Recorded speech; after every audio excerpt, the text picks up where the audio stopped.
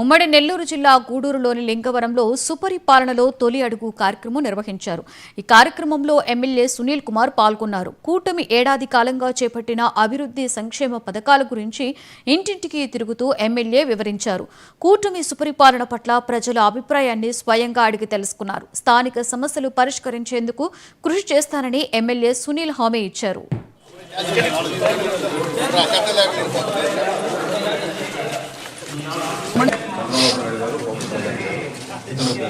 Telugu Desam party, BJP, Janasena మూడు కలిసి NDA గవర్నమెంట్గా ప్రజలకి ఆ రోజైతే హామీలు ఇచ్చారో ఆ హామీలన్నీ కూడా తూచా తప్పకుండా అమలు చేసే పరిస్థితుల్లో సంవత్సరం గడిచిన సందర్భంగా మమ్మల్ని అందరినీ కూడా గ్రామాలకు వెళ్ళి మనం ఎన్డీఏ గవర్నమెంట్ చేసినటువంటి పనులని ప్రజలకి చెప్పండి అని చెప్పి మమ్మల్ని పంపించారు.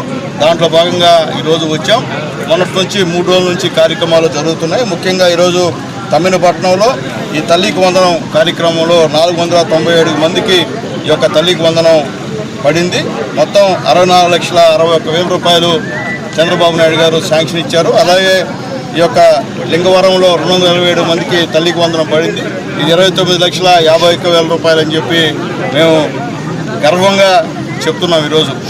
అలాగే ఈ యొక్క ఎన్టీఆర్ భరోసా కూడా టోటల్ మొత్తం మీద 214 మందికి పడింది. 10 లక్షలు.